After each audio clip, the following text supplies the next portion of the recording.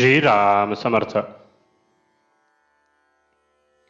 प्रपंचातले आपलेपण भगवंताकडे वळवा.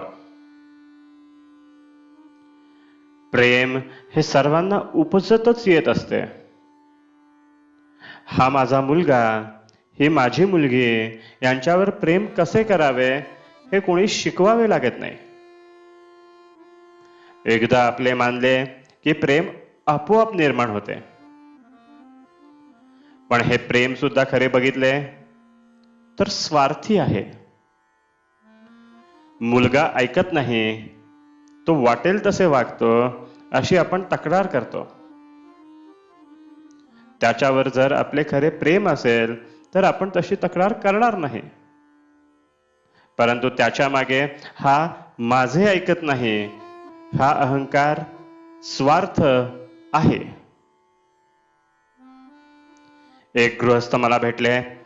त्यांना मी विचारले, झाले का मुलाचे लग्न? ते म्हणाले, नाही, उद्या आहे. मुलगा चांगला वागतो का असे मी विचारल्यावर ते म्हणाले, आत्ताच नाही सांगत, 6 महिन्यांनी सांगेन. स्वार्थाचे प्रेम इतके अशाश्वत आहे. मला सांगा, अशा स्वार्थाच्या प्रेमापासून सुख कसे लाभेल? प्रपंचात आपण केवळ कर्तव्य बुद्धीने वागावे, मग मुलगा माझे ऐकत नाही हा प्रश्नच उद्भवणार नाही. खरोखर प्रपंच हा एखाद्या प्रयोगशाळेसारखा आहे. कॉलेजचे शिक्षण पुरे करण्यासाठी काही महिने तिथे शिकावे लागते असे म्हणतात. त्या प्रयोगशाळेतून काही उत्पादन काढण्याचा उद्देश नसतो, पण मुलांना शिकवण्यासाठी त्याचा उपयोग होतो. तिथे सर्व काही शिकून घ्यायचे असते. ते किती उपयोगी पडेल, त्यापासून किती फायदा होईल याची अपेक्षा ठेवायची नसते.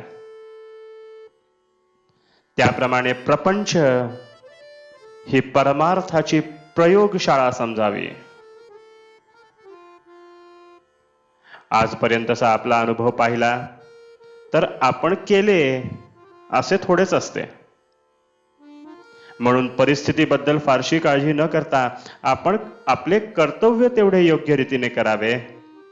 आपल्या वृत्तीवर परिणाम होऊ देऊ नये. प्रत्येक गोष्ट घडायला योग्य वेळ काळ यायला लागतो. तेव्हा कर्तव्य बुद्धीने वागून काय ते करा आणि भगवंता, हा प्रपंच तुझ्या इच्छेने चालला आहे असे म्हणा. म्हणजे आपोआप भगवंताचे प्रेम लागेल.